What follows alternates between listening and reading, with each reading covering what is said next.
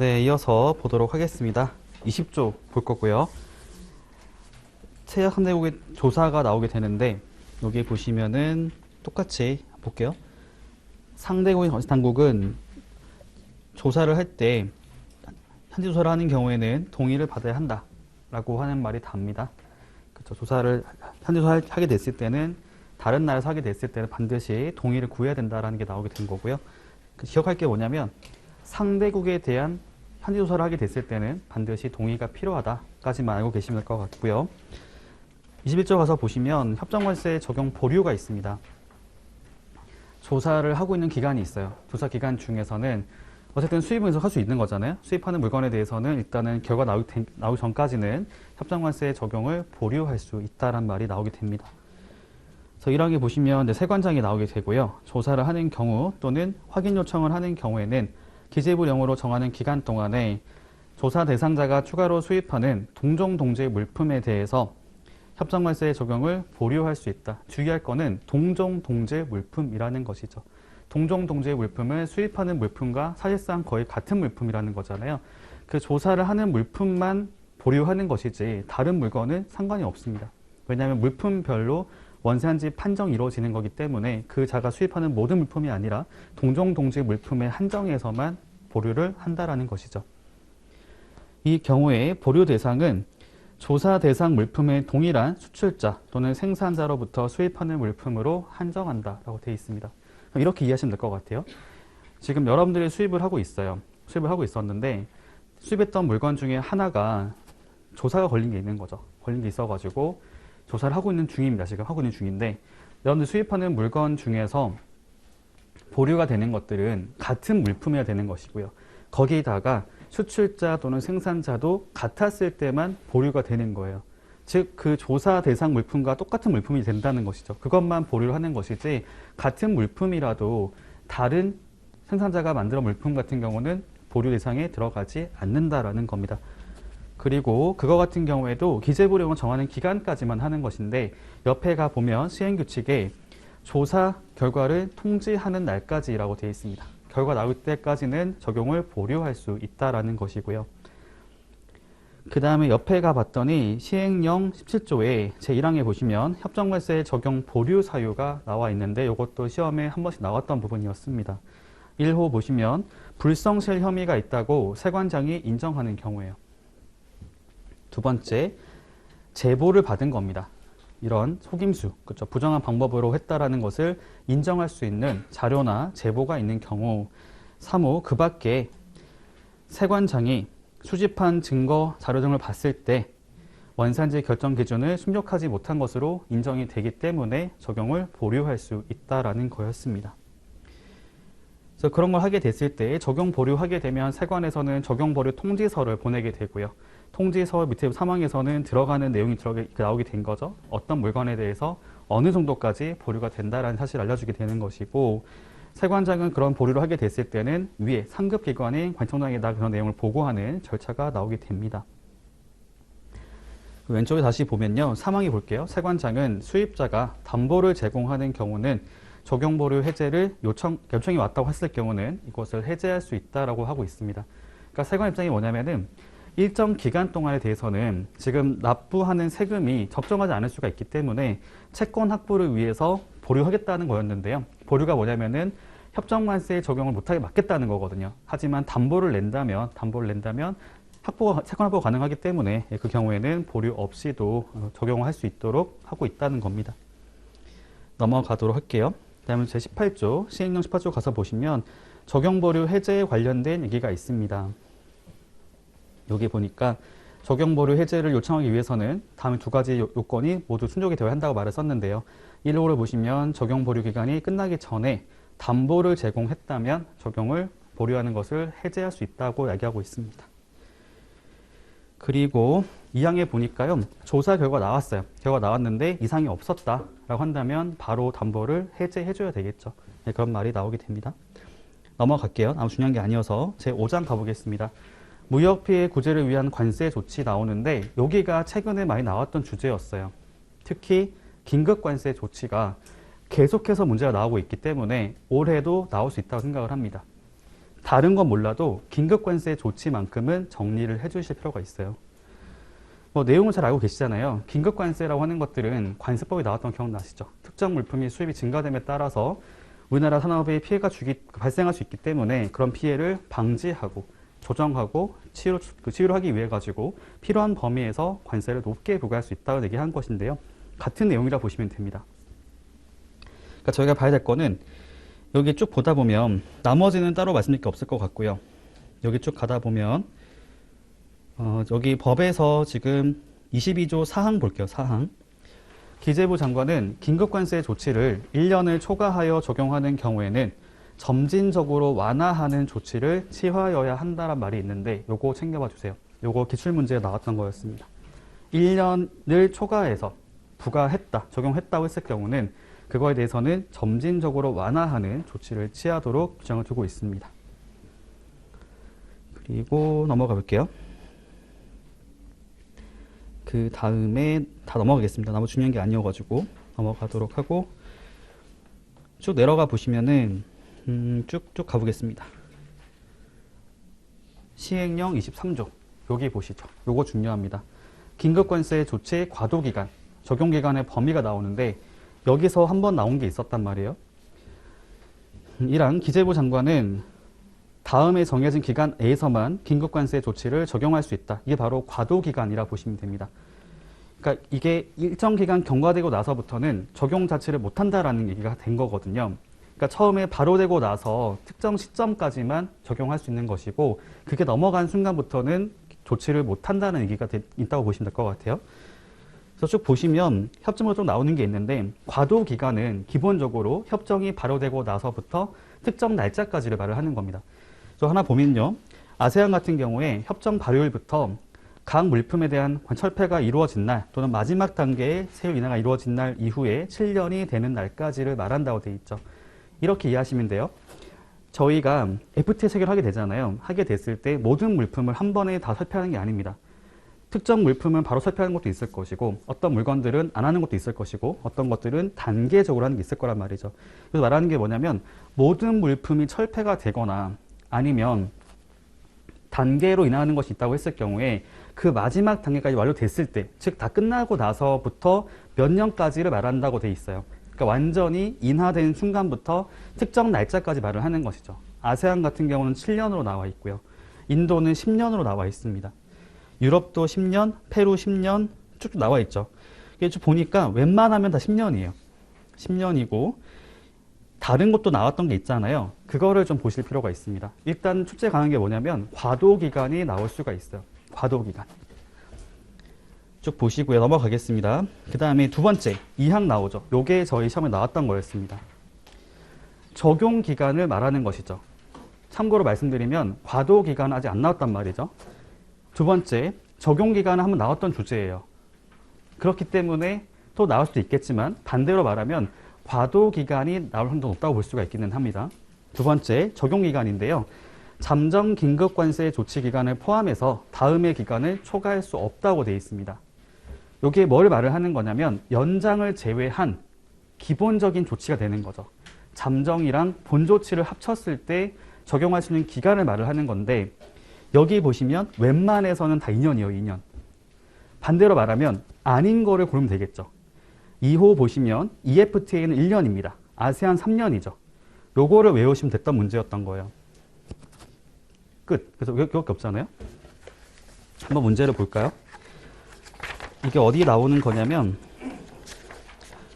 저희 문제 중에 어디서 보냐면요. 17페이지 문제 8번입니다. 2021년도 나왔던 문제고요. 여기 보시면 기간 연장을 고려하지 않은 상태로 적용 기간을 고른 것을 모든 고른 것을 골라보세요 돼 있습니다. 아까 봤던 대로 제가 기억할 게 뭐냐면 보통 2년이잖아요. 2년이 아닌 것만 고르면 됐던 거죠. 그래서 보니까 아세안 회원국 3년 맞고요. 나머지 다 2년이기 때문에 정답은 5번입니다. 기흥, 니은, 디귿 모두가 해당이 되는 거였어요. 그러니까 이런 것들은 되게 어렵지가 않은 거란 말이죠. 거의 다 2년이기 때문에 아닌 것만 골라내면 되는 것이고 과도기간도 마찬가지인 거죠. 10년이 아닌 것만 골라내면 된다는 것입니다. 이거 빼고 나머지 다 10년이기 때문에 정리가 어렵지 않다고 말씀드릴 수 있겠고요. 제 생각에는 과도기간 나올 수 있을 것 같아요. 과도기간 아니면은 적용기간, 연장기간까지 중에 3개 중에 하나 나올 수 있기 때문에 반드시 참고해 주시고요. 사망 보이시죠? 여기는 연장기간까지 포함한 총 기간을 말하고 있습니다. 요거 작년 기출 문제였어요. 작년 기출 문제. 요것도 보시면 이제 거의 반반 갈리게 되거든요. 4년 또는 3년이에요. 둘 중에 어느 하나가 되는 것인데 요것도 저희 문제 보시죠. 18페이지 보시면 문제 9번 작년에 나왔던 문제였습니다. 연장기간까지 포함해서 총 기간으로 옳은 것을 고르세요라는 것이죠. 요거 나왔던 것이고 정답은 2번이었습니다. 2번 빼고 나머지 모두 4년이거든요. 요게 작년 문제였어요. 그래서 보시면 아시겠지만 그 전년도 때 적용기간, 작년에 총기간 나왔던 거죠.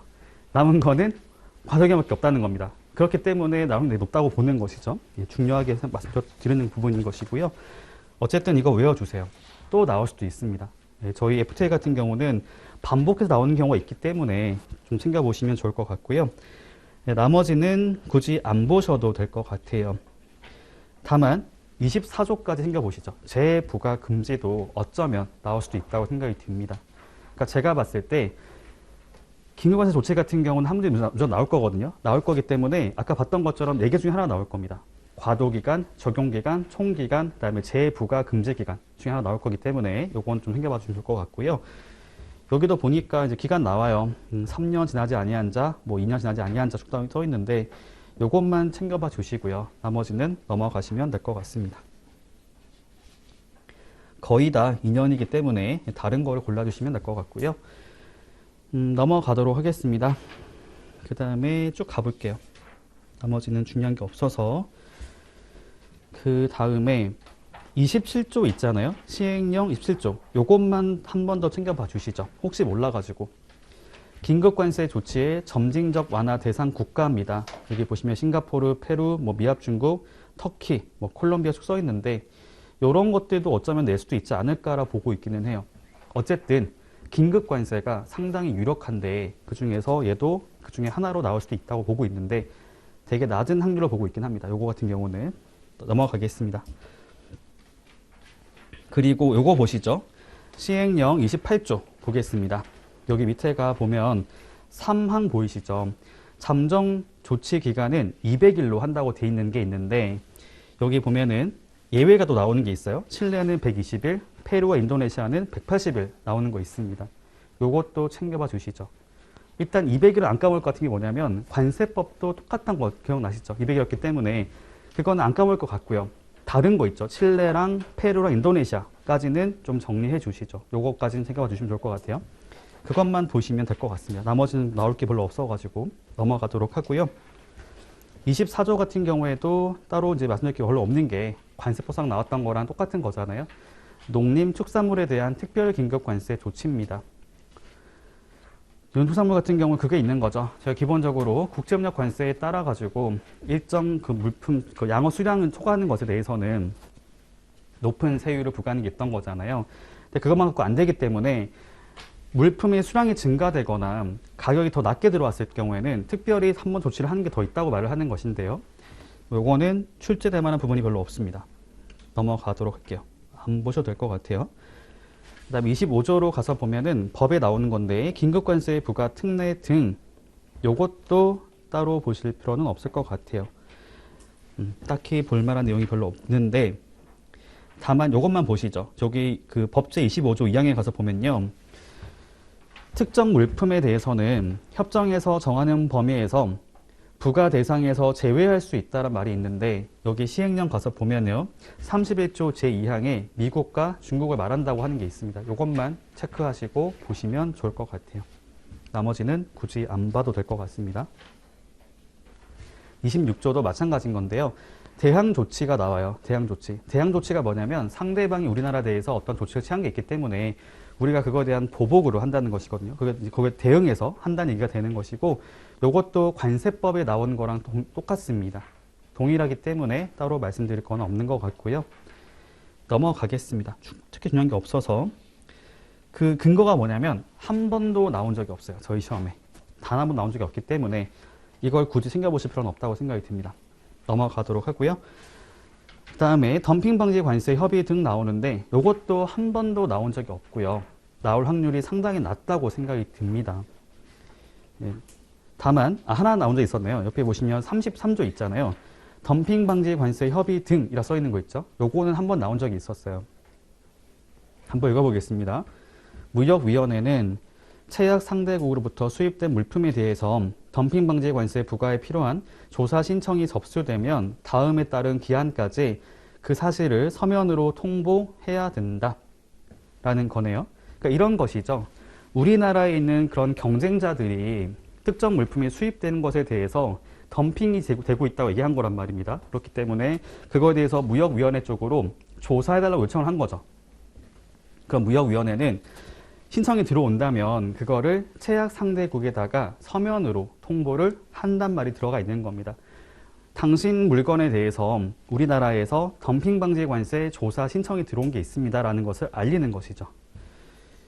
여기 보니까 1호 EFTA, 미국, 콜롬비아, 호주, 캐나다, 뉴질랜드, 중미, 이스라엘 같은 경우는 조사하기 전에 그 사실을 서면으로 통보하게 되어 있는 것이고, 인도 같은 경우는 조사 시작 10일 전까지 통보를 하라는 것이고요. 그 다음에 EU랑 터키, 베트남, 영국, 인도네시아는 15일 전에 통보를 하라는 것이고, 중국은 7일 전에 통보를 하라는 것이 있습니다.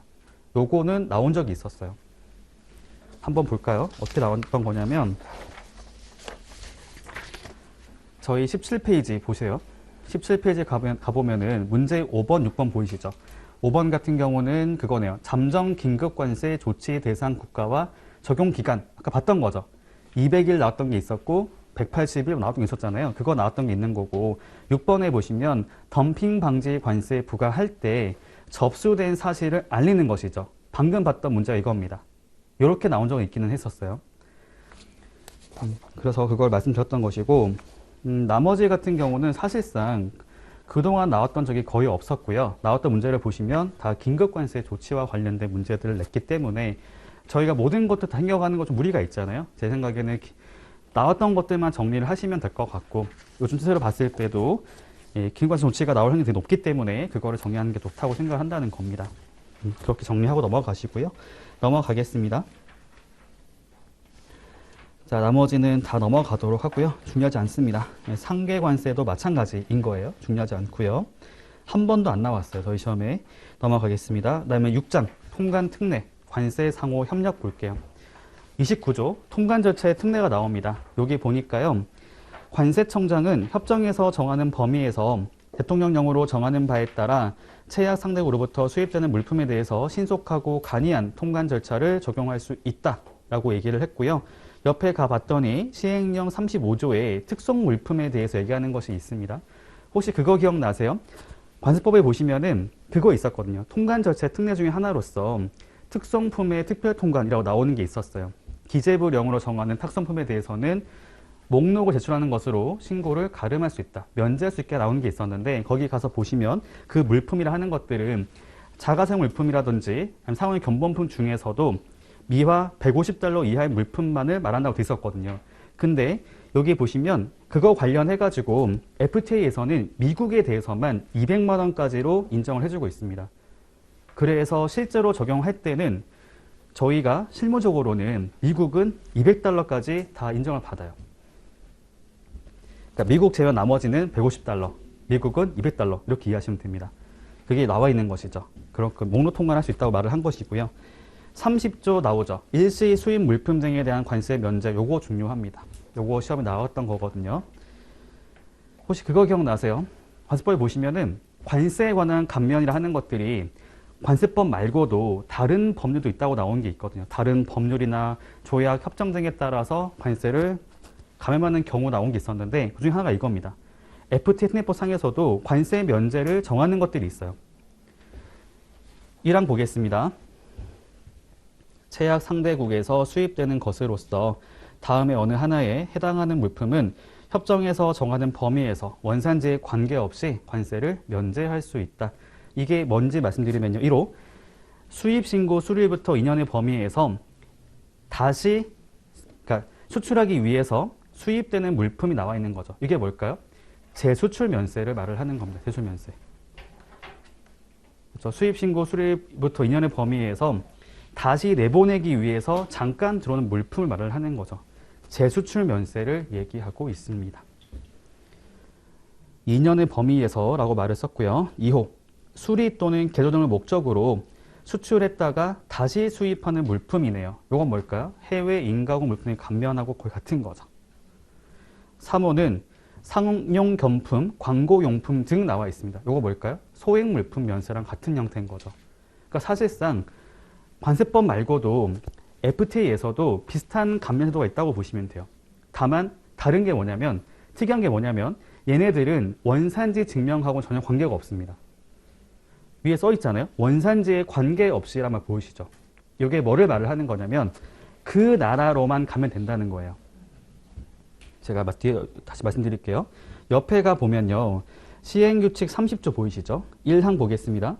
법제 30조 1항 1호. 이게 뭐였냐면은 재수출 면세를 말했던 것이거든요. 여기 되는 것들은 다 되는 것들이 아니라 칠레, 페루, 미국, 캐나다, 콜롬비아, 뉴질랜드 써 있잖아요. 이것만 된다는 것인데 여기에 따라서 채약 상대국으로부터 수입되는 물품으로 한다고 써 있죠. 이게 뭐를 말을 하는 거냐면 이겁니다. 한국이 있어요. 그리고 미국이 있습니다. 얘가 처음에 물건이 수출이 됐어요. 들어왔죠. 얘가 수입을 했는데 다시 내보낼 겁니다. 처음에 수입할 때부터 다시 내보낼 조건으로 들어오게 된 겁니다. 그러면은 이 물품의 원산지가 보니까 미국이 아닌 거예요. 멕시코인 거죠. 멕시코라고 하더라도 상관이 없습니다. 이거에 대해서 들어왔다가 다시 나가면 수입이요, 수입. 다시 나가면 관세가 면제가 된다는 거예요. 이런 게 있거든요. 원산지에 관계없이 채약 상대국으로부터 수입되는 물품에 대해서 다시 돌려보내면 관세 면제가 가능합니다. 원산지하고는 전혀 상관이 없어요. 미국이 아니어도 되는 것이고 당연한 거지만 이거 필요 없는 거죠. 이거 필요 없습니다. 그냥 그 나라들끼리만 물건을 이렇게 주고 받는다면 그때는 관세가 면제된다고 말을 하는 것이고요. 여기 가서 보니까 단서가 있어요. 주의할 게 있거든요. 다만 호주와의 협정에 따라 관세가 면제되는 물품은 다음 물품 중에서 6호의 물품으로 한정한다 써 있죠. 밑에 보시면 1호부터 6호까지 또 나오는 게 있는데 6호에 가서 봤더니 수리 또는 개조를 위한 물품만 관세 면제를 한다라는 거였습니다. 요거 기출문제였어요. 그러니까 지금 보시면 1호, 2호 좀 나와 있잖아요. 요것들은 미국이나 뭐 캄보디아, 뉴질랜드 또 나왔던 거 있죠. 그거는 다 적용해 주는 것인데 호주 같은 경우는 그 중에서 한 가지만 적용한다는 거예요. 6호만. 그리고 또 있죠. 중국 같은 경우는 이 물품 중에서 1호에서 4호까지 물품으로 한정한다고 써 있습니다. 그래서 위에 나왔던 것 중에 5호랑 6호는 제외된다는 것이고, 그 다음에 캄보디아, 알셉 같은 경우는 6호를 빼고 한다는 거죠. 요거 나올 수 있어요. 요거 나왔던 거거든요. 한번 볼게요. 지금 문제가 어디에 나와 있냐면 문제 3번이요. 19페이지 3번. 가서 볼게요. 여기 보시면은 아까 그거죠. 관세가 면제될 수 있는 일시 수입 물품의 유형에 해당되는 것을 고르셔 돼 있잖아요. 근데 앞에 보니까 호주와의 협정에 따라 보이시죠? 요거는 하나만 가능하잖아요.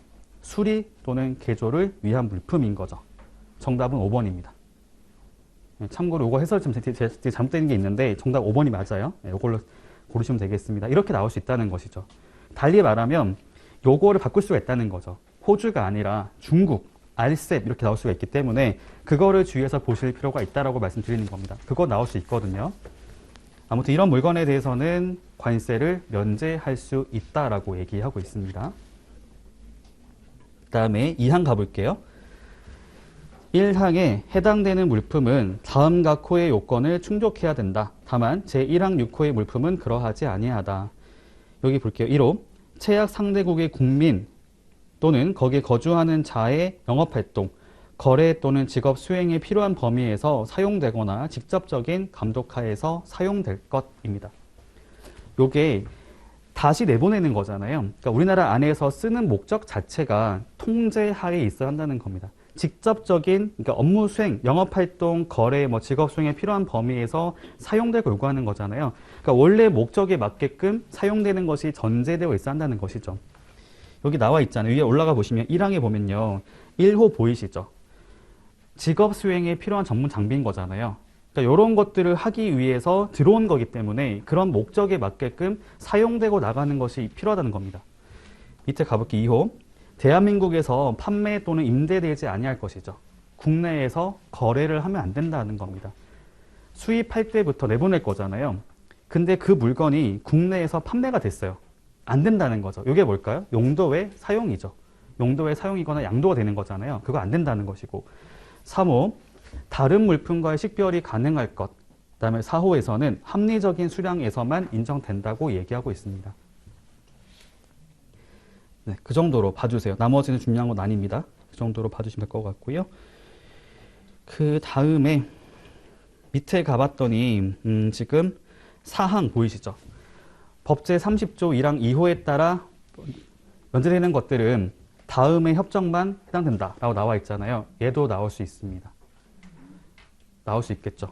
관세 면제되는 국가들이 딱 나열되어 있기 때문에 이런 것을 물어볼 수가 있어요. 아까 봤던 문제처럼 관세가 면제되지 않는 협정이 어디가 있습니까? 이렇게 물을 수 있기 때문에 요거 정도는 챙겨봐 주시면 좋을 것 같은데, 참고로 말씀드리면 아세안은 다 포함이 안 돼 있어요. 아세안, 중국 이런 나라들은 다 포함이 안 돼 있습니다. 저희가 실무적으로 봤을 때 아세안, 중국 제일 많단 말이죠. 근데 다 이게 인정이 안 돼요. 그래서 되게 속이 탑니다. 이게 다 안 돼가지고. 미국은 다 들어가 있거든요. 미국은 다 인정해주고 있는데 중국이나 뭐 아세안 이런 데 잘 안 해주고 있어가지고 참고로 말씀드렸습니다. 그리고 나머지 넘어갈게요. 특별하게 얘기할 건 없는 것 같아요. 그 정도로 봐주시면 될 것 같습니다. 그 다음에 31조로 가볼게요. 법제 31조입니다. 원산지 등에 대한 사전심사 나와 있는데 요것도 저희 많이 보셨을 거예요. 관세법상에 보시면 나오는 거 있었잖아요. 그거랑 유사하기 때문에 제가 간단히 말씀드려 보도록 하면, 일단 이거 주의해야 되는 거죠. 사전심사라고 하는 것들은 세관이 할 수 있을까요? 절대로 못합니다. 왜냐하면 세관은 한 군데가 아니잖아요. 여러 군데이기 때문에 서울세관에서 심사한 거랑 부산세관 한 거 다를 수가 있는 거죠. 그럼 안 되거든요. 사전심사는 어디에 가든지 간에 같이 통일된 게 필요하기 때문에 반드시 관세청에서만 심사를 할 수가 있어요. 세관에서는 못합니다. 통일된 게 필요하잖아요. 그래서 여기 보면 기본적인 게 뭐냐면 관세청장에게 심사를 요청하는 겁니다. 세관장이 아니라는 거죠. 그리고 이렇게 가보면 옆에 원산지 등에 대한 사전심사라고 하는 것들이 보면은 뭐 원산지라든지 뭐 원가 결정, 품목 분류, 부가가치 산정 뭐 이런 거 나오게 됩니다. 이런 것에 대해서 이제 물어볼 수 있다라는 것이고요. 내려가 보면은 이제 2항은 그거네요. 결정이 내려지고 나면은 결정서를 통지해야 된다라고 나오게 되고요. 그리고 3항에 봤더니 통지 받은과 물품이 같다면 그대로 적용을 해야 된다고 나오게 된 거고, 심사할 때 기재부령으로 정한 수수료를 내야 한다라고 나와 있고요. 그 다음에 이의제기가 있는 자들은 다 30일 안으로 이의제기를 해라 라고 나와 있습니다. 참고로 말씀드리면 저희 거의 모든 절차를 보시면 이의제기를 할 때는 결과 받고 나서 30일 안에 하는 게 다 거의 통일된 것들이기 때문에 그건 뭐 어렵지 않게 정리가 가능할 것 같아요. 자, 그리고 중요한 거 있죠. 6항에 가서 보니까 사전심사의 절차 방법에 그밖에 필요한 사항은 기재부령으로 정한답니다. 이런 거 헷갈릴 수 있거든요. 대통령령이 아니라는 것이죠. 이런 것들은 중요하게 참고보실 필요가 있겠어요. 옆으로 가보겠습니다. 31조 시행령, 37조 2항 보겠습니다. 대통령령으로 정하는 서류라고 해가지고요. 서류 쪽 나와 있는 것이 있고, 33항에 보시면은 보정기간, 보정 요구를 하는 게 있는데 20일이라는 기간을 정해서 보정 요구할 수 있다라는 것이고, 4항에 보시면 이제 반려를 할 수 있다고 나오는 게 있습니다. 1호 보정 요구에 응하지 아니한 경우, 2호 동일 물품에 대해서 조사가 진행 중인 경우, 3호는 불법 청구가 진행 중인 경우라고 얘기를 했고요. 중요한 거는 자 5항에 볼게요. 5항에 봤더니 결정 기간 나오죠. 통지 기간. 요게 보니까 30일이 아니네요. 90일 안으로 결정을 해서 통지를 하게 하고 있습니다. 이런 것들은 헷갈릴 수 있거든요. 왜냐하면 보통의 경우에 관세법에서는 30일이 많았단 말이에요. 품목분류 30일이었던 거죠. 하지만 거기서 보시면은 원산지 등에 대한 사전 확인 같은 경우는 60일이었던 것이고 얘는 지금 90일인 거죠. 그렇죠? 90일 안에 결정을 하게 되어 있습니다. 네, 그 정도로 정리를 해주시고요. 나머지 넘어가겠습니다. 그 다음에 32조 가볼게요. 법제 32조 사전심사서 내용의 변경입니다. 여기 보니까 1항 관세청장은 대통령령으로 정하는 사유가 있는 경우에는 심사서의 내용을 변경할 수 있다 라고 얘기를 했고요. 옆에 가봤더니 시행령에서 그 사유가 나열되어 있습니다. 1호 근거가 되는 사실 또는 상황이 변경되었거나 협정이나 관계법령 개정이 돼가지고 결정 기준이 변경되거나 기초가 되는 품목분류 등이 변경된 경우라고 얘기를 했고요.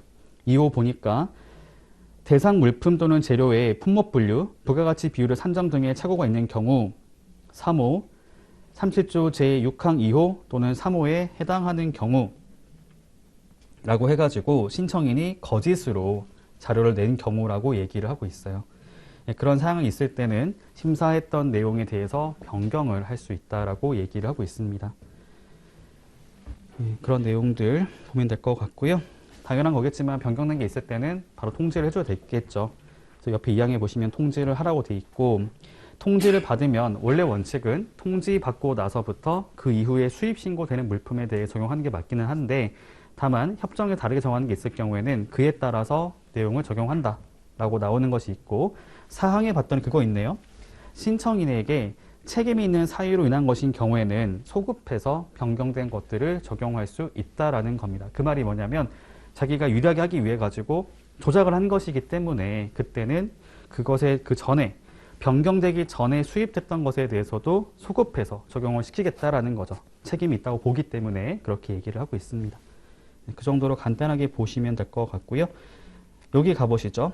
그 다음에 그 시행령 40조 보겠습니다. 다른 건 몰라도요. 밑에 보시면 날짜 나와 있잖아요. 요거 보실 필요가 있어요. 요거 나왔던 문제입니다. 사전심사서 변경 효력의 특례라고 해가지고요.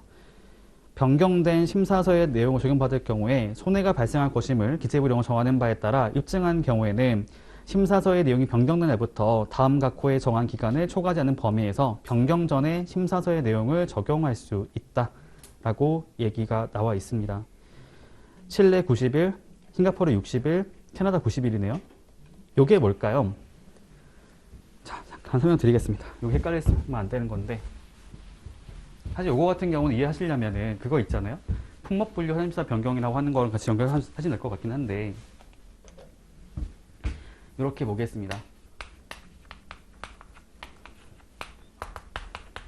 여러분들이 신청인이 되는 거예요. 신청인. 내가 관청장에다가 신청한 게 있는 거죠. 원산지에 대해서 확인해 주세요. 요청한 게 있었어요. 그래서 결과 받은 게 있는 거죠. 받은 게 있었는데 결과를 받아서 이대로 수입 신고를 하고 있었어요.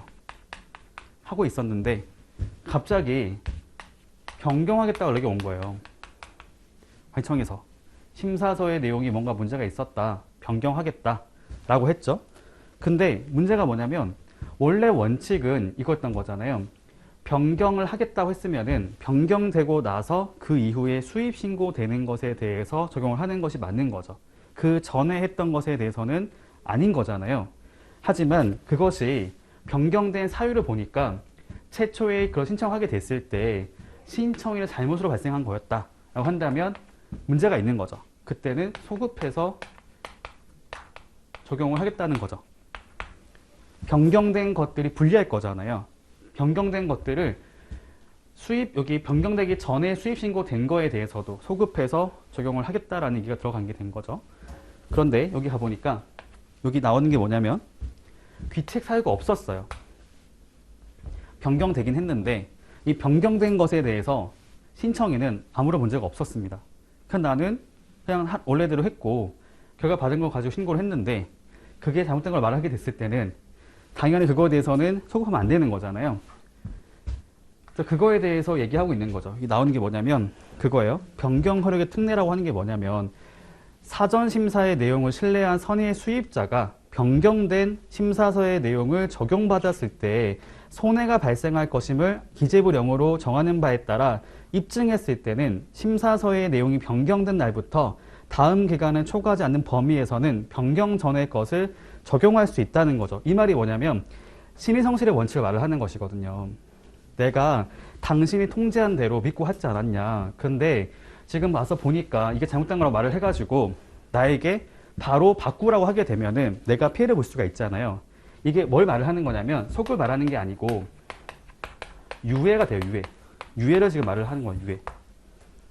다시 말씀드릴게요. 여러분들이 신청인인 겁니다. 신청인.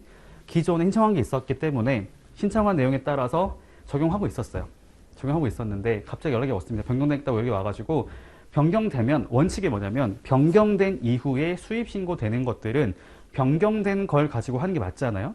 그런데 변경된 이후에 수입된다 하더라도 수입되는 시점은 그 전에 이미 계약이 된 것을 갖고 오는 거잖아요. 내가 이미 변경되기 전의 상태를 보고 거래를 해왔던 것인데 갑자기 바꾸면 손해볼 수 있잖아요. 그래서 그거에 대해서 예외를 인정해 주겠다는 겁니다. 그게 지금 이거거든요.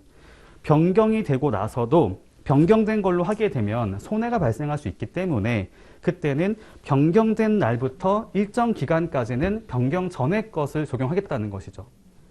유예가 된 거잖아요. 그쵸? 내가 지금 변경되기 전의 걸 가지고 믿고 하게 됐는데 그걸 가지고 물건을 샀는데 아직 수입이 안 됐단 말이에요. 수입이 될 예정인 거죠.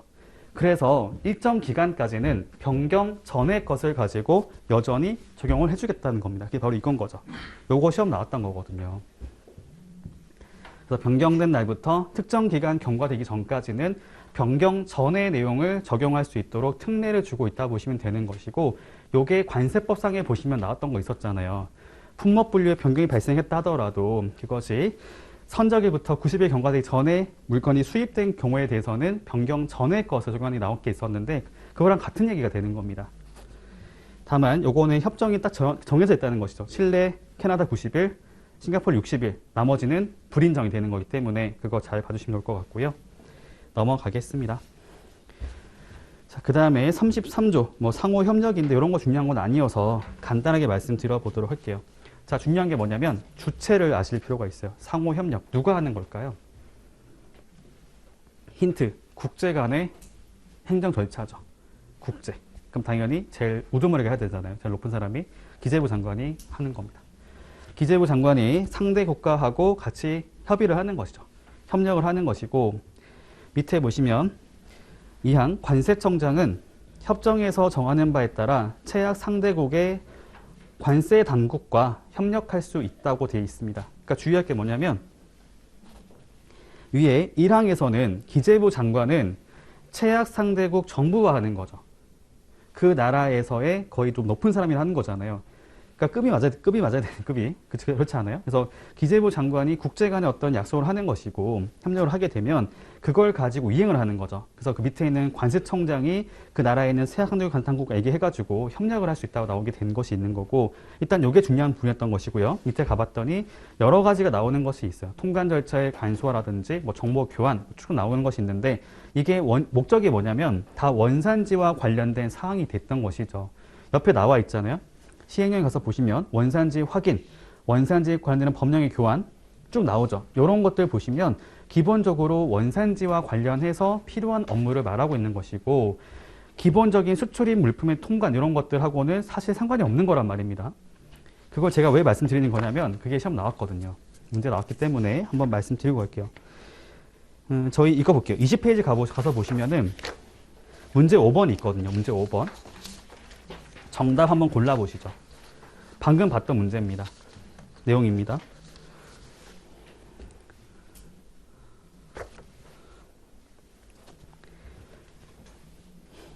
정답은 3번이에요. 3번. 수출입 신고, 화물 식별번호 정보교환 나오잖아요. 요거는 저희 관세법에서 나왔던 주제였습니다. 그러니까 기본 취지가 뭐냐면은 협력하는 거 맞죠? 그 목적이 뭐냐면 원산지와 관련해서 업무를 하는 걸 말을 하는 것이라서 수출입 신고라고 하는 것들은 원산지하고는 사실 크게 연관이 없는 거잖아요. 물론 크게 보면 가능성이 있어 보이긴 하지만 화물 식별 번호 이런 것들은 그냥 서로 간에 HS 코드를 서로 교환하는 것이 되는 것이고 수출입 신고하는 것에 대한 내용을 서로 교환하는 것이기 때문에 이거하고는 사실 크게 연관이 없단 말이에요. 이렇게 문제가 나온 적이 있었습니다. 그거 한번 참고로 말씀드렸고요. 넘어가겠습니다. 나머지는 크게 중요한 게 없어서 넘어가도록 하고요. 쭉 넘어가겠습니다. 나머지는 보실 필요가 없을 것 같고 그 다음에 34조 가서 보시면 관세 상호 협의의 신청 등 나오는데요. 이것도 뭐 크게 보실 필요는 없을 것 같아요. 넘어가겠습니다. 넘어가도록 하고요. 제7장 가볼게요. 협정관세 적용 제한입니다. 협정관세 적용 제한도 나름 중요한데 여기 보니까요. 협정에서 다르게 정한 경우를 제외하고는 세관장은 다음에 어느 하나에 해당하는 경우에는 협정관세를 적용하지 아니할 수 있다라고 되어 있어요. 적용 보류와 적용 제한은 다릅니다.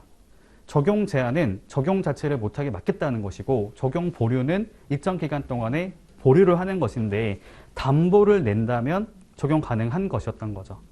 그 목적이 뭐냐면은 적용 보류는 조사 중이기 때문에 결과 나오기 전까지는 잠깐 보류하겠다는 얘기가 됐던 것이고 적용 제한은 처음부터 적용을 못하게 막겠다는 것이거든요. 그래서 밑에 가보면 사유가 쭉 나옵니다. 요거 중요하겠죠. 적용 제한 사유 출제 가능합니다. 여기 보니까 1호 쭉 가보니까요. 사실과 다르게 서류를 제출한 경우예요. 2호 같은 경우에는 기재부령으로 정하는 기간 안에 회신을 하지 않은 경우 등이 나와 있습니다. 그 다음에 3호를 보니까 원산지 증빙 서류를 보관하지 않거나 조사를 거부한 경우가 나오네요. 4호 같은 경우에 보니까요. 지금 조사 결과 실제와 다른 것으로 확인됐다라는 겁니다. 그다음 5호를 가서 봤더니 기재부령을 정하는 기간 안에 결과를 회신하지 않거나 쭉 써 있네요. 이런 것들이 있을 때는 적용을 제한할 수 있다고 나오게 된 거고 요거 외워주세요. 요거 나올 수 있습니다. 중요한 부분이라고 말씀드릴 수가 있겠고요. 옆에 가보면 시행규칙에 나오는 거 하나 있죠. 요거 앞에 봤던 거랑 똑같습니다. 동일한 내용이었던 거예요. 회신 요청했던 거 있었던 거 기억나시죠? EFTA 15개월 나왔던 거 있었잖아요. 그거랑 같은 말입니다. 그러니까 이게 반복되는 거기 때문에 중요하다 말씀드리고 싶은 게 있는 거고요. 넘어가겠습니다. 그 다음에 자 여기 그 법에 가서 보면은 2항 나와 있죠. 관세 부과 제척 기간 얘기하고 있어요. 5년으로 나와 있습니다. 5년. 다만 주의할 게 있어요. 관세 부과 제척 기간 있잖아요. 여기 보시면 지금 저희 문제 한번 같이 볼까요? 21페이지 문제 보면은 문제 1번 나왔던 건데 관세 부과 제척 기간 플러스 기산일자 나와 있는 게 있단 말이에요. 정답 뭘까요?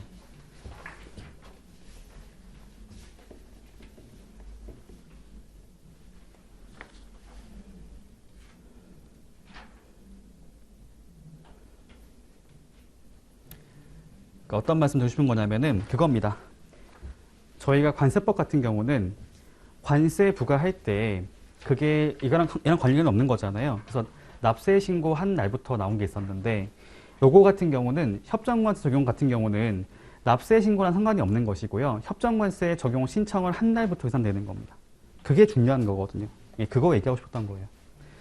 협정관세 적용 신청한 날부터 기산해서 5년입니다. 그거를 꼭 챙겨봐 주시고요. 납세 신고 일자가 아니라는 것이죠. 그거 주의할 필요가 있다고 말씀드렸습니다. 그렇게 얘기하고 넘어가도록 할게요. 자, 그 다음에 넘어가겠습니다. 넘어가도록 하고요. 여기 보이죠? 시행령 46조 나왔던 겁니다. 관세 부과 제척 기간의 기산일자 나와 있잖아요. 적용 신청을 한 날부터 기산을 하는 거죠. 그러니까 그날 다음 날부터. 그렇죠?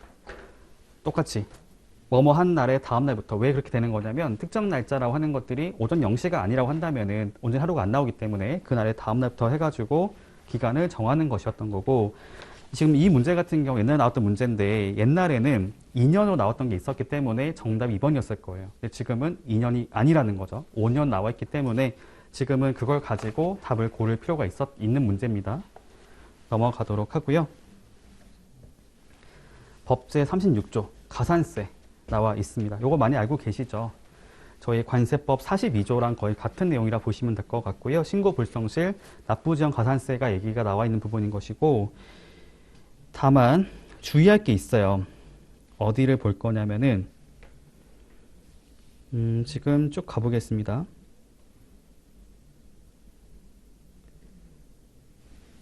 가에 가서 봤더니요. 지금 1항 나와 있죠. 1항 밑에 가서 봤더니 두 가지가 있습니다. 1호 같은 경우는 신고 불성실 나와 있는 것이고, 2호 같은 경우는 이제 납부 지연 가산세가 나와 있는 부분인 것인데, 요건 똑같은 것이고요. 밑에 가봤더니 감옥에서는 납부 기한의 다음날 납부일까지의 기간이라고 해서 나온 게 있고, 밑에 남옥에서는 그 대통령령 정한 이자율을 가지고 곱하는 게 있고, 3호에서는 이제 체납됐을 때 저희가 이제 알아는 납부 지연 가산세라고 하는 것들이 나와 있게 되고요. 밑에 보시면 2항에 가산세에 대해서 면제하는 규정이 나오는 게 있어요. 가산세 면제. 여기 보니까 14조 제2항에 따라 수정신고를 하는 경우로서 조사 통지를 받기 전에 수정신고를 하는 경우 등 써 있죠. 이게 뭐냐면요. 앞서 봤던 것 중에 원산지 증명서의 내용에 오류가 있었다라는 것을 알리는 게 있었던 게 기억나시죠? 그걸 받고 나서 수정신고를 한다면 가산세가 면제가 됩니다. 그거 얘기하는 거예요. 그거 얘기. 다만 그거 같은 경우는 조사 결과를 통지받기 전까지만 인정하고 있는 게 뭐냐면, 조사 결과 통지받은 것들은 그때부터는 자발적인 것이 아니게 되는 거죠. 조사 나오겠다 하니까 수정신고하는 거잖아요. 이거 인정이 안 되는 것이고, 수정신고를 하는 것들은 조사 통지받기 전까지로 한정이 됩니다. 즉 자발적으로 하는 경우를 한다면은 가산세를 면제해 주겠다라는 거죠. 일종의 어떤 회유책이라고 보시면 될 것 같아요. 너희가 먼저 수정신고를 하면 과연 징수 안 할 테니까 그렇게 해라고 이제 얘기하는 것이죠. 그 말들이 쭉 나와 있게 되고요. 그리고 옆에가 봤더니 시행령 17조, 47조 가서 봤더니 여기 1항에서는 이제 부당한 방법 얘기하는 것이 있고, 그 다음에 3항에 보시면은 대통령령으로 정하는 경우에 대해서 얘기를 하는 것이 있습니다. 그렇죠. 여기 보면 아까 얘기했던 대로 오류 통보받고 나서부터 조사 나오기 전까지 수정신고를 하는 경우부터 해가지고 쭉 나오는 것들이 있어요. 이런 것이 있을 때는 가산세가 면제가 됩니다. 징수하지 않습니다라고 말하는 것이 있는 거고요. 그 다음에 옆에 가보겠습니다. 37조. 법에 가서 봤더니요. 적용 제한자의 지정 및 지정 해제가 있습니다. 1항. 세관장은 협정에서 정하는 바에 따라 최근 5년간 2회 이상 반복적으로 주요 내용을 거짓으로 작성하거나 잘못 작성한 자에 대해서는 적용 제한자로 지정을 할 수 있다라는 겁니다. 아까 봤던 게 뭐냐면 협정관세 적용 제한 사유가 나온 게 있었는데요. 그런 자들이 반복적으로 있다고 하는 게 있을 때는 그 자를 딱 정해가지고 블랙리스트를 만들겠다는 거죠. 협정관세 적용 제한 지정해두고 나면은 그 자에 대해서는 계속 감시가 들어간다 보시면 될 것 같고요. 아까 어떤 게 하나가 뭐냐면은 사전 심사하는 것 중에 하나가 이거였던 거거든요. 협정관세 적용 제한자로 지정된 자가 신청을 하는 게 있을 경우는 그 수입신고 수리 전이라 하더라도 심사할 수 있다고 나온 게 있었어요. 그런 식으로 이제 제한을 가하는 게 있습니다. 그래서 여기 가봤던 2항에서 적용 제한자 정되고 나면은 동종 동질 물품 전체에 대해서 5년 범위에서 협정관세를 적용하지 아니할 수 있다라고 되어 있습니다. 상당히 가혹한 것 중에 하나가 되겠죠. 5년 동안 FT 적용을 못하게 막겠다라는 겁니다. 하지만 밑에 가봤더니 사항에서 지정이 된다 하더라도 해제 요청을 할 수 있다는 거예요. 내가 지금 성실하게 작성했습니다 라는 것이 있을 때 그때는 적용 제한 지정을 해제할 수 있다고 얘기 나와 있습니다. 그 관련된 얘기들이 쭉 나오게 되고요. 가볍게 보시면 될 것 같아요. 크게 중요한 내용은 아니어서 넘어가겠습니다. 자, 보칙 나오는데요. 사실 뒤에 보시면 제8장, 9장 같은 경우는 저희 시험에 거의 안 나왔던 주이긴 한데 그래도 볼 게 좀 있어가지고 말씀드리고 가도록 할게요. 38조 같은 경우는 비밀유지 의무라고 하는 게 있습니다. 뭐 이게 뭔지 다시 대충 아실 수 있잖아요. 업무상 알게 됐던 것들을 다른 제3자에게 누설하지 말라라고 나와 있는 것인데 한번 여쭤볼까요? 저희 관세법상에 나와 있는 거 보시면 과세 자료에 대해서, 그러니까 과세 자료 제공받은 거에 대해서 비밀 유지를 하는 게 있는데요. 그때 처벌되는 규정이랑 FTA랑 좀 다른 게 있어요. 관세법에서는 3년 이하의 징역 또는 1천만 원 이하의 벌금에 처한다고 나온 게 있었거든요. 근데 FTA 같은 경우는 3년 이하의 징역 또는 3천만 원 이하의 벌금에 처하는 게 있습니다. 그러니까 이게 보통이거든요.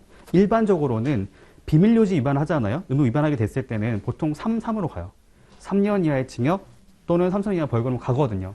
다만 관세법에서는 거기 나왔던 보칙에 가서 보시면 거기서 나왔던 과세 자료 정보 받은 거에 대해서 제공받은 거에 대해서 비밀을 어겼을 때는 예외적으로 1천만 원 이하 벌금 나온 게 있었던 것이고 보통의 경우는 3년 3천만 원 나오게 되거든요. 그게 저희 작년에 나왔던 문제였습니다. 한번 볼까요? 어디 나오냐면은 저희 22페이지 나오잖아요. 작년 나왔던 문제인데 벌칙에서 하나 나왔거든요. 비밀 유지 어겼을 때 얼마가 적용되나요? 였던 거였어요. 정답은 3번입니다. 3천만 원.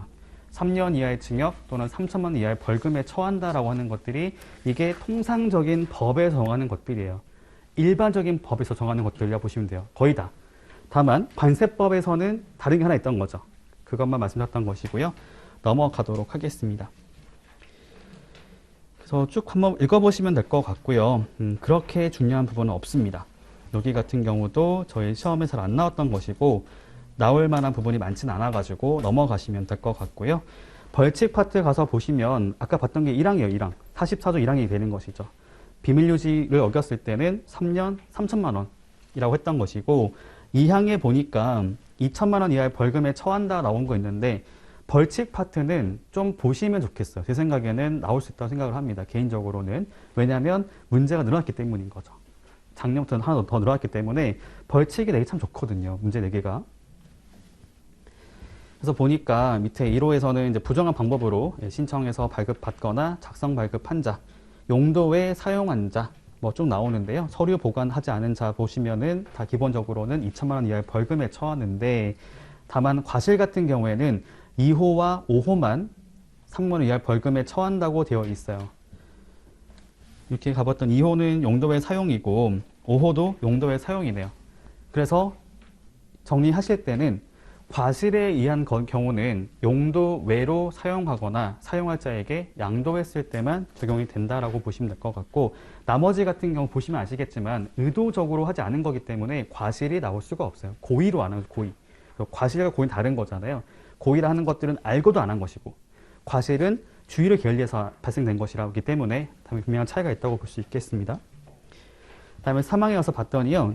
원산지 증빙 서류를 과실로 사실과 다르게 신청해서 발급받았거나 작성 발급한 자는 300만 원 이하의 벌금에 처한다.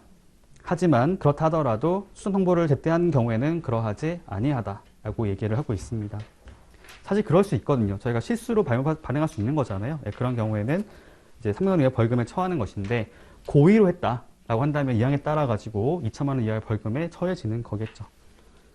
참고로 그런 것들은 관세법상의 허위신고죄랑 거의 같다고 보시면 돼요. 허위신고죄 등에합니다 보시면 될 것 같고요. 나머지는 이제 관세법에 나왔던 이제 조사에 관련된 부분이 준용된다. 그리고 45조 가서 봤더니 양벌 규정 나오네요. 양벌 규정도 알고 계실 것 같고요. 과태료 보겠습니다. 1호 정당한 사유 없이 기간 내에 서류를 제출하지 아니한 자. 밑에 2호에 봤더니 조사 또는 현재 조사를 거부, 방해 또는 기피한 자는 1천만 원 이하의 과태료를 부과한다라고 적혀 있는데요. 주의할 게 있어요. 여기에 가서 봤더니 제외가 다 나온 게 있잖아요. 채약 상대국은 제외한다. 왜 제외할까요? 우리가 어떻게 할 수가 없는 거죠. 우리나라가 할 수 없는 거잖아요. 그래서 그런 것들도 문제를 내볼 수도 있다고 생각이 듭니다. 채약 상대국의 자도 포함한다 라고 나오면 안 된다는 것이죠. 밑에 2항입니다. 용도에 따라서 다르게 정한 물품을 세율 낮은 용도에 사용한 자. 그 다음에 관세법 83조 2항이 뭐냐 그거잖아요. 저희 용도세율 말하는 것이죠. 저 용도세율을 동일한 용도에 사용한 자에게 양도하는 경우라든지 증빙서류에 오류 내용 통보받고도 정정을 하지 않았다라든지 그 다음에 관세 감면이 가능한 자에 대해서도 양도를 했다라고 한다면 과태료가 500만 원 이하의 과태료 부과된다라는 것이고요. 네, 여기서는 세관장이 부과하고 징수한다. 네, 여기까지인데요. 일단 제가 뒤쪽은 조금 빠르게 넘어갔잖아요. 그 이유가 뭐냐면은 거의 안 나왔던 주제이기 때문에 제가 좀 나왔던 걸 위주로 말씀드렸던 것이고 중요한 거, 자 여기서 제가 꼭 봐야 될 것들 한번 집어넣고 마치겠습니다. 네, 힘들 죽겠네요. 뽑아보시겠어요. 자, 한번 쭉 가보시죠. 일단은 제 1장은 나올 만한 주제가 많진 않아요. 많지 않기 때문에 어디를 봐야 될 것 같냐면요. 너무 양이 많아가지고. 자, 1장. 1장은 용어의 정의 봐주시죠. 용어의 정의에서도 제가 언급한 게 있었던 거잖아요. 그것만 봐주세요. 용어의 정의. 그 다음에 3조. 다른 법률과의 관계. 어렵지 않죠. 요거 나왔던 거니까 꼭 봐주시고요. 그 다음에 제 2장에서는 첫 번째 뭐냐면 협정관세 세율. 세율은 대통령령으로 정한다는 겁니다. 나올 수가 있거든요. 그거 기억해 주시고요. 그 다음에 상호 대응 세율은 아세안만 갖고 있다라는 거였던 거고 넘어가겠습니다. 그 다음에 나머지는 중요한 거 없어요. 없어요. 아, 그거 있네. 세율적인 우선순위. 이거 잘 아시죠? 요거 나왔던 거거든요. 관세법상 적용되는 세율과 비교했을 때 같거나 높으면 우선 적용할 수 있다라고 했던 것인데 다만 같은 경우에 그러니까 반대가 됐죠. 협정 세율이 더 낮은 경우에 같거나 낮은 경우는 우선 적용 가능한데 다만 같은 경우는 요거에 대해서는 선택할 수 있다고 나온 게 있었고요. 그 다음에 6조에 봤더니 적용 요건은 중요하진 않은데 그래도 나올만 합니다. 챙겨봐 주시고요. 원산지 결정 기준 중요하죠. 주로 나왔던 게 뭐냐면 최종적으로 수행한 국가, 일정 단위, 일정 수준 기억나시죠? 그거 갖고 바꿀 수가 있어요. 그것만 주의해 주시고 또 나온 게 뭐냐면 원산지 결정 기준이라는 것은 시행 규칙으로 정한다는 겁니다. 기재부령으로 정한다. 관세율은 대통령령으로 정하고 결정 기준은 시행 규칙으로 정한다라는 거였어요. 그거 기억해 주시고요. 중요한 거 8조, 9조 다 중요합니다. 협정관세 적용 신청 있잖아요. 원칙과 예외 다 중요하거든요. 요건 계속 나오는 주였기 때문에 요거는 다 봐주세요. 아, 그리고 하나 더 있네요. 앞에 보시면 직접 운송 원칙도 중요했던 거죠. 요것도 나왔던 주이기 때문에 말씀드려봤고요. 그 다음에 넘어가겠습니다. 원산지 증명인데 나올 만한 게 뭐냐면 그거예요. 가장 중요한 거 증명서 발급, 그러니까 유효기간 있죠. 유효기간은 상당히 중요합니다. 요거 엄청 중요하거든요. 이거 꼭 봐줘야 될 것이고 그리고 나머지 그거 있잖아요. 자율인지 기관인지 중요하죠. 그리고 그거 같은 경우 자율 같은 경우도 수출자만 들어간 건지 그러니까 포함된 건지 있잖아요. 그거 나올 수 있어요. 그거 봐주시고요. 넘어가겠습니다. 그 다음에 발급기관 중요하죠. 이거 잘 나오는 거니까 꼭 봐주세요. 기억나시죠? 싱가포르랑 뭐 나왔던 거 있잖아요. 뭐 필리핀 뭐 나왔던 게 있는데 그거 다 외우셔야 될 것 같고 제가 봤을 때 제 유력한 게 뭐냐면 1번이에요. 1번. 1번은 상공회소입니다. 네, 꼭 외워주세요. 그거 나올 수 있어요. 그 다음에 나머지 딱히 볼만한 게 없네요. 딱히 없고 다 넘어가겠습니다. 자, 이거 유력하죠. 제12조 원산지 인증수출자 인증 요거 또 나올 수가 있잖아요. 제 유력한 게 뭐냐면 인증 요건 나올만 합니다. 네, 또 나올 수가 있거든요. 그러니까 제가 그냥 기억나시죠? 업체별, 품목별 나눠가지고 외워주시고요. 그 다음에 나머지 내용 같은 경우도 나올만 해요. 아마 여기서 하나 나올 것 같아요. 인증 내용 하나 나올 것 같기 때문에 인증 요건 최우선순위 되는 것이고 나머지 같은 경우도 같이 정리해 주세요. 뭐 인증 유효기간 나왔던 것도 있었고요. 뭐 인증 신청할 때 어떤 거 내야 되는지 뭐 전담자 나온 게 있잖아요. 그런 거 다 정리할 필요가 있겠습니다. 나머지 넘어가도록 하고요. 그 다음에 수정통보 중요해요. 여기 같은 경우는 아마 물어본다면 기간을 갖고 물어볼 수 있을 것 같아요. 기간. 언제까지 통보를 해야 되는지 그 다음에 수정신고는 언제까지 해야 되는지 있잖아요. 그거 낼 수 있다고 생각이 들거든요. 그거 생각해 주시고 그 다음에 서류 보관 같은 경우는 기간을 물어볼 수 있어요. 기간. 기억나세요? 수입자가 보관 서류 같은 경우는 5년인데 주의할 게 뭐냐면 협정관세 적용 신청일에 다음 날부터 5년 했던 거고 수출자 행자 같은 경우는 발급일부터잖아요. 작성일, 발급일부터 5년인 것인데 다만 중국 같은 경우는 3년까지 보관한다라고 한 거 있었죠. 그거 중요합니다. 그 다음에 그거죠. 16조 보시면 자료 제출 나오는데요. 요것도 뭘 물어볼 수 있는 거냐면 누구에게 요구할 수 있는지 물어볼 수 있는 것이고 기간이 얼마인지까지 물어볼 수 있어요. 그리고 요구했을 때 연장할 수 있거든요. 연장을 언제까지 할 수 있는지. 연장 범위가 있을 건데 그것까지는 챙겨봐 주세요. 그 정도 나올 수가 있습니다. 원산지 조사 나오잖아요. 여기도 중요한 부분인데요. 원칙은 수입자에 대해서 서면 조사하는 것이죠. 나올 만한 주제가 뭐냐면 조사 대상자가 나올 수가 있겠고요. 그 다음에 조사를 하는 과정에서 현지 조사라는 경우는 동의가 필요한 거잖아요. 그런 간단한 것들 물어볼 수 있습니다. 조사 결과, 그 조사하기 전에는 사전에 통지를 한다라는 거 있죠. 연기할 수 있다 나오는 게 있을 것이고, 조사 마치면 결과를 통지한다 나오는 거 있는데, 그 날짜를 갖고 물어볼 수 있어요. 날짜. 넘어가겠습니다.